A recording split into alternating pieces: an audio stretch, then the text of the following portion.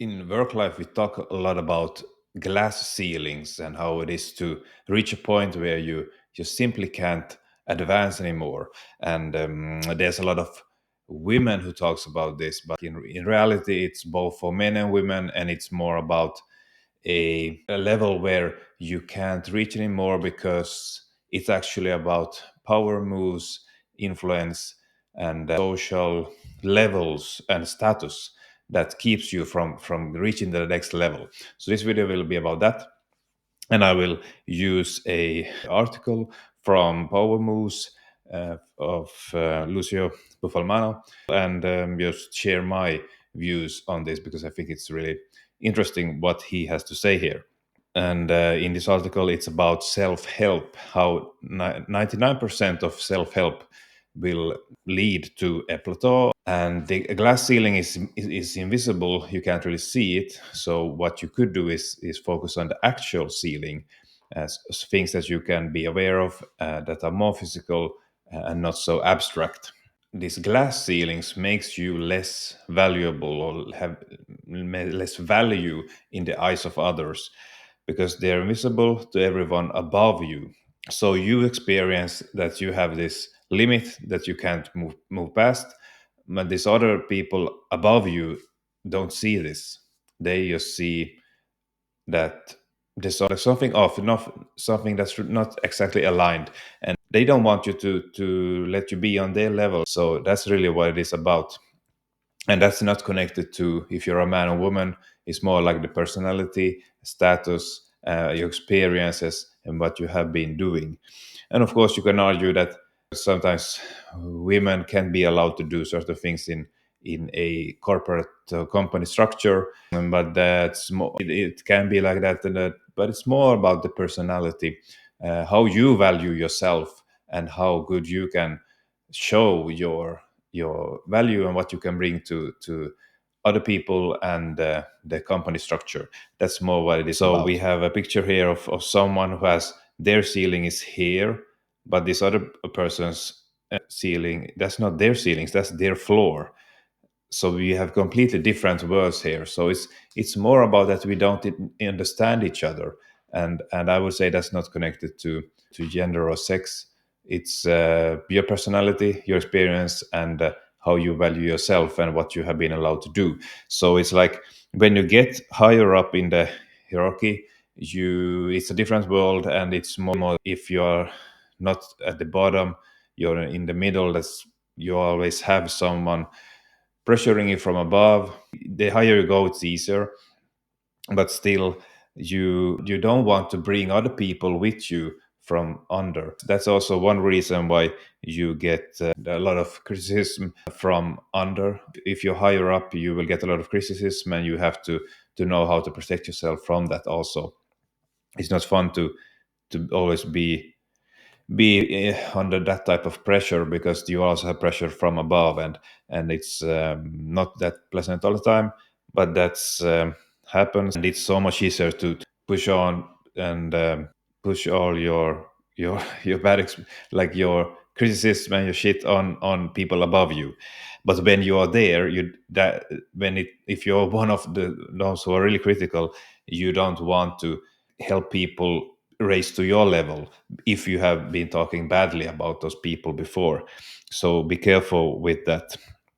And for example, we start with the first example here is about a young guy that has a suit. He has earned this suit and from a prestigious job or something, a job where you can use a suit.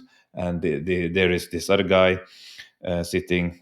He's a millionaire and he doesn't have a suit. And the millionaire or the highest status person sees this younger or this other man with a suit as a lower value. It's like a thing. Having a suit is something that you have to boost yourself, and something that it is a status symbol.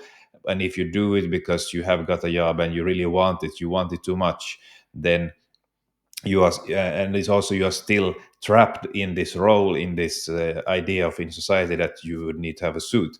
This millionaire, he's like free, he's an entrepreneur, he does whatever he wants to, and it's a statement to not have a suit and still be successful.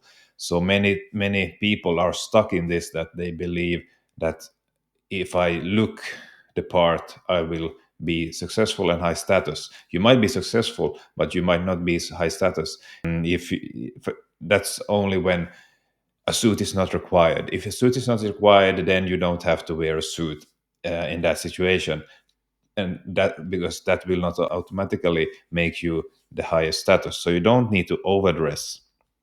And when you realize this, that a suit is like a prison, or is not just necessary for a for high status in itself, then you can start being acting more freely and do whatever you want.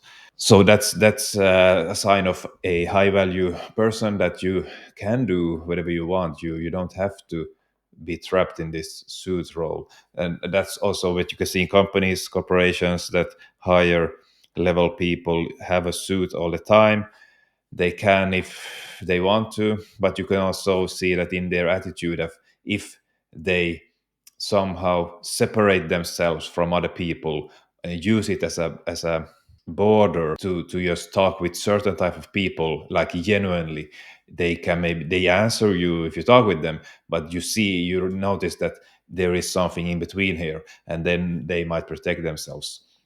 So it can also, having all these type of status things and keeping your borders like that, you're spreading out, it can be like, do you want to have more space?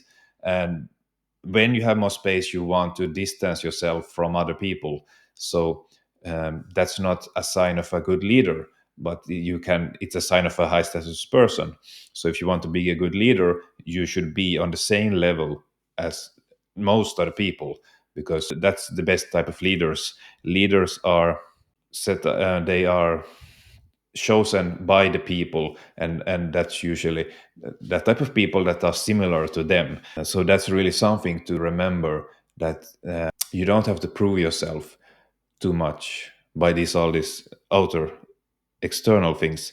uh, by not doing it, you actually raise your status. So it's like there is a middle stage where you need to do it, because when you're young, you have that as a disadvantage, and you dress up, you show your part, and then after a while you start doing what you want, and lowering these high status clothes and objects and things, and instead increasing your warmth, because you can be warmth and empathetic with a suit, for example, but then it has to show also. You need to be comfortable with it, and also that you're not so strict, and you use it as a something that just to higher your status and keep you at a distance. So we also have here, that's just one example, that's with the clothes.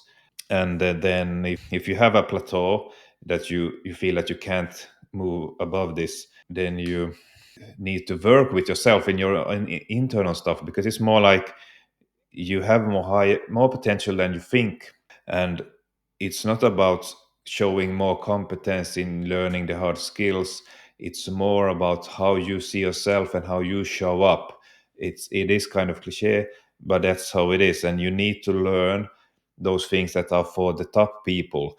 And the criticism here in this article is that most personal development stuff and general guidelines and rules in life are for the masses, because that's obvious, also because that's what suits most of people. But you know that people are generally distributed with a bell curve. That's the 80% is in the middle. But if you want to go to the top level, the highest level, or maybe to this side and to the right side, then you need to understand those unique stuff that are for those people. And if you're not ready for it, you maybe go for the like a middle of the road, and don't not really embrace that type of high level stuff that's only for those top people.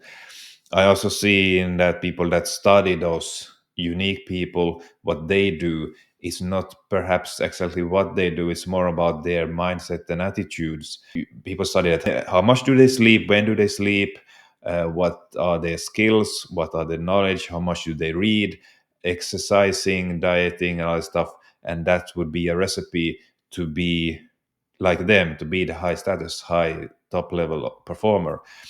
That's absolutely some things that you should do, but then also you should look more importantly to know and understand what actually get them there is something else, because those things helps but they are not the way there.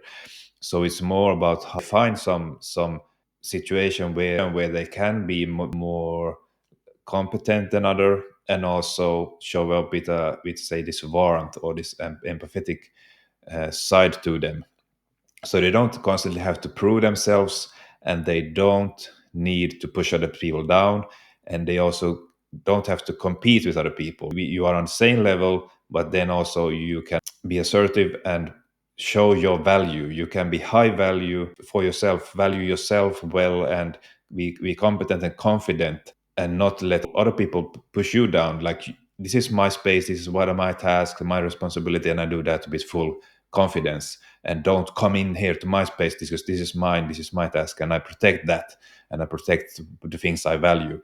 But I, at the same time, I want to lift you up, and I treat you and other people with warmth and respect. Those who are respectful to me, I recognize other good people like the good person I am, and that will then help us all, and also will lower the sense of competition, which these kind of lower level, lower value people have too much of. They are high competence, low in warmth, and then they have to compete a lot. But if you have both of them, you can be high value and high status. And also sometimes people, often men especially, say that you shouldn't be too kind and be show emotions and be empathetic, but that doesn't really work in the long run. You can forcefully dominate other people like that, but they will not support you and elect you as the leader when it's needed. Not necessarily, not a close leader.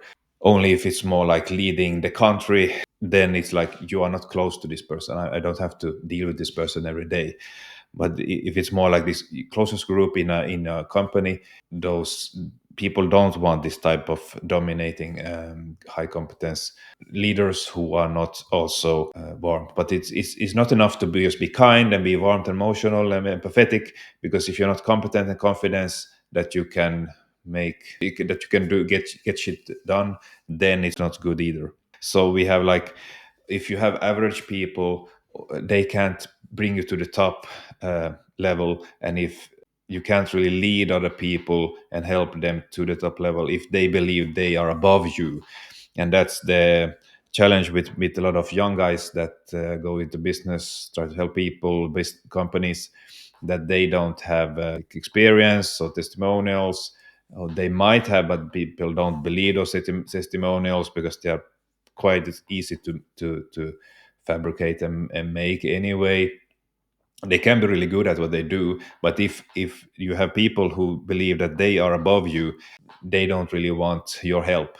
So that's something to think about also, that you take also what you think you deserve and what you understand, that sometimes you are not open to get this competent high level person to help you because you believe that that's not me, that's not, I'm not ready for it, so I'm just taking this generic middle of the road advice and use that, and then I'm happy with that.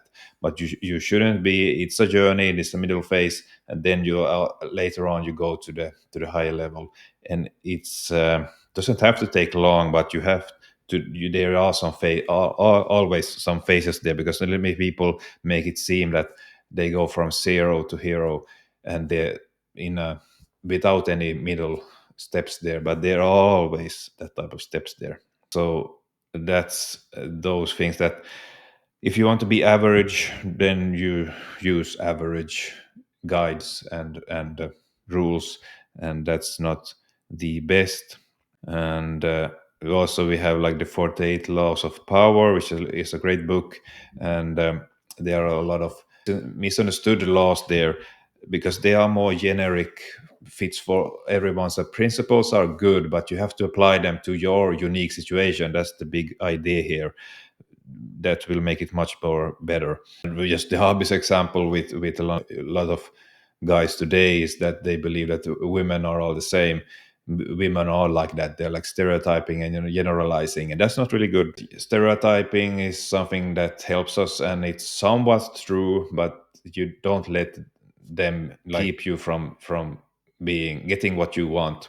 If you believe that there are some, you just need one woman to be happy with and live with. So you just have to believe there's one woman for me is really good, and don't start complaining about women in general just because you can get a good, haven't like that all good women are occupied. That's not how it is. Like women say these things about the men also, like all good men are occupied, but it's not always helpful. So you skip that.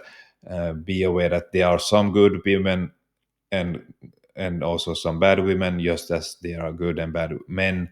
And just focus on how you can be. If you are a good man, you will attract good women. And if you're balanced, if you're not needy, if you don't crave to be seen, to be heard, you to be validated, you are not needy and not a nice guy, then you can attract good quality women. Doesn't matter if it's true or not that all women are like that in a certain way that you believe. That doesn't help. It doesn't help you. And also another one, that to be assertive, it's not always good to be assertive. What does that mean? Because also can mean that you can be passive aggressive. So it's sometimes it's good to not be assertive, but there are like some men and some women need to be more assertive. If you are more uncertain and don't have the confidence, you need to work on that. And also to be more introverted, you are less assertive. But that's another type of assertiveness, because it's more like a personality thing. Extroverted are more assertive, but that doesn't mean that they are better.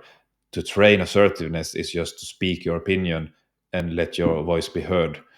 That's not the same as being more extrovert, so it's different. And there's another thing, like to be interesting, be interested. But then is it always that good? Like high value people listen more, and of course you need to understand. And also in sales, you, for example, you need to listen more and understand, and that helps. In our times now, when we have a high narcissism in our society, they simply have an attitude of listening. So you can see that with, sometimes it's just a technique, a skill, that you want, and you have another agenda in sales. People who want to make the sale, they understand I need to listen, so I just do it. Or coaches, people who help other people, they know that it's good to listen, and that's why they do. You should be genuinely and authentic with listening. If you are more introverted, you are good at listening, you do it naturally. It's more difficult for a more extrovert person to do that. But you can learn it, and you can do it in a good way, like you actually mean it, and not as a way to higher your status, higher your value. That's the wrong thing. It's wrong to do that if you just do it to for a personal reason, just to be selfish. So that's not what we want. And all these other type of stuff, like these slogans also, I think, like just do it in like, should you always do it? Should you just do it without thinking? Is that good for all people? No, it's not. But it's a good general guideline if you believe that it helps you. For example, if you're too impulsive, if you don't think and plan, and you end up in bad places, then you just shouldn't do it. That's not how you should think. And also in this self-help space, there are many who believe that they can do these things and get rich and all that. But maybe you should lower your goals and aspirations, and don't have so high ideas about yourself and your capabilities.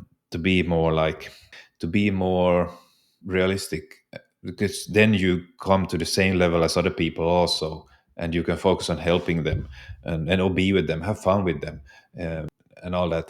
That's quite different than just have being out of this world with this. There are of course that type of people, but if you are not there yet, then why do that? It's just so different from the. You should know about your environment, your people around you. How do they see you? And you, if you start acting completely out of character for in their view, like you're quite lonely, you will get can get ostracized, you feel you will, because it's very difficult, very important to feel that you belong to other people. So don't may do things that makes you too different. And because we are people, we need to be valued, we need to be competent, we want to have significance and certainty, like of our future and belonging and competence. It's very, so don't mess that up. And after a while you can become more balanced, and then you start winning, because it's like you need to have both components, like competence and warmth. You can get too much analytical, you can get too much like emotional, empathetic, and both of them are not good, because in one of them you don't have like the social skills, like there's something off with you. It's like you don't understand the system, the how things work. And that's the view for the people. And if you're too kind, people believe that this person can't lead other people, you can be taken advantage of other people. So that's not really good either. So you need to get this balance, and then you need to understand these top level laws and rules, and not the generic ones, because you need to find your own way and to be unique. Because you can't be, if you follow the rules for everyone, you can't be one of the top 10%.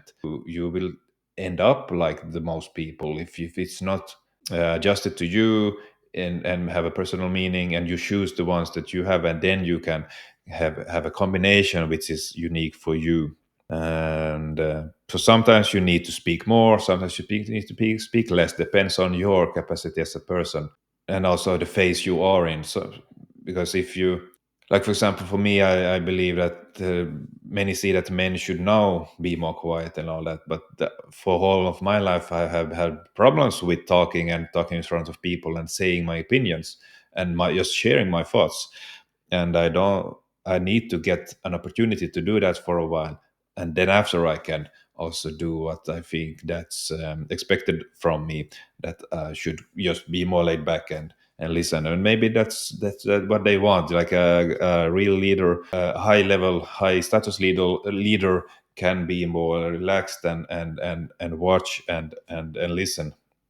But to get there, you need to do what you need to do as a person, and that's different for all of us. Like some people need to have a period where they are more quiet and then they start talking, and other have to have they talk and then they are more quiet to get to the next level, and all that. And there's like there are so many guidelines and rules out that you don't really need to follow, that to be more outgoing, to be more charismatic, move slowly to convey power. But then if you are in the beginning, you need to be more active and show that you're enthusiastic, and then afterwards you can become more relaxed and analyze and strategic. So that really depends on what phase you are. But we need to think about the path there, like what's suitable for me at this stage of my life. And then I also know that when this stage ends, then I change, because it's easy to just continue doing what you were doing, and think that you will be successful by just by staying who you are. But what you need to do is more to be more flexible at different stages of your life. Do this one thing first, okay, this works, and at the next stage I will do something else that will help you much more. So we have like low and high ceilings. We want to have higher ceilings in our environment and in our group.